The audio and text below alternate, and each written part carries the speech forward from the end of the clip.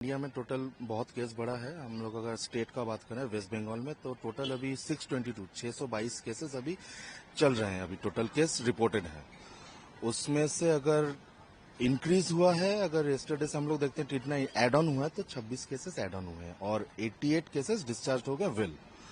तो यही केस है। वेस्ट बंगाल में हमारे स्टेट में अभी तक कोई डेथ हुआ नहीं है ड्यू टू कोविड।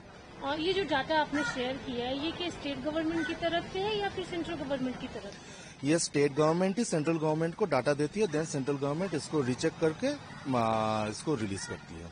तो अगर हम लोग दूसरे स्टेट्स के साथ कंपेयर करें तो बंगाल कितना भी स्टेबल है इस मामले में? कोविड को लेकर डरने वाली बात ना ना ना देखिए सर, स्टेबल अनस्टेबल की बात इसमें कुछ नहीं है। इसमें अगर दूसरे स्टेट से अगर कंपेयर भी करें तो देखिए एक चीज है कि दूसरे स्टेट में जैसे डेथ हुआ है, वेस्ट बंगाल में कोई डेथ केस है नहीं। टोटल डेथ्स हुआ है 4। वेस्ट बंगाल में कोई डेथ अभी तक रिपोर्टेड है नहीं। तो इसमें कोई डरने वाली बात नहीं है। इस कोविड केस में कोई डरने का जरूरत नहीं है क्योंकि ये ओमिक्रॉन का ही एक म्यूटेटेड वेरिएंट है। अब ओमिक्रॉन में जैसा था कोई डेथ उतना हो नहीं रहा था। म्यूटेटेड वेरिएंट में क्या आया है, इसका मेन प्रॉब्लम है कि ये इजीली ट्रांसमिट हो रहा है, स्प्रेड बहुत जल्दी हो रहा है, लेकिन लाइफ थ्रेटनिंग या सीरियस कंडीशन नहीं है ये। कोविड से हमेशा ही लोग डरते हैं। अगर इस बार के ये जो कोविड अभी इस बार आया है तो कितना डरने की बात है? क्या प्रिकॉशंस होने चाहिए?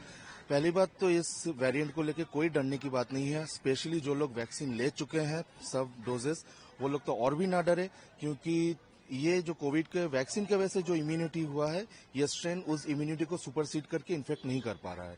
तो अगर कोविड इन्फेक्शन होता भी है तो जस्ट प्रिकॉशन लेना है कि हमको 5 days to maximum 7 days isolation, mask पहनना है, सैनिटाइजेशन आइदर बाय सोप, बाहर रहने से हैंड सैनिटाइजर पॉकेट में रखना है और किसी से बात करना है तो 6 फीट का डिस्टेंस मेंटेन करना और कुछ नहीं। एज वाइज अगर बोले तो किसी इफेक्ट कर रहा है?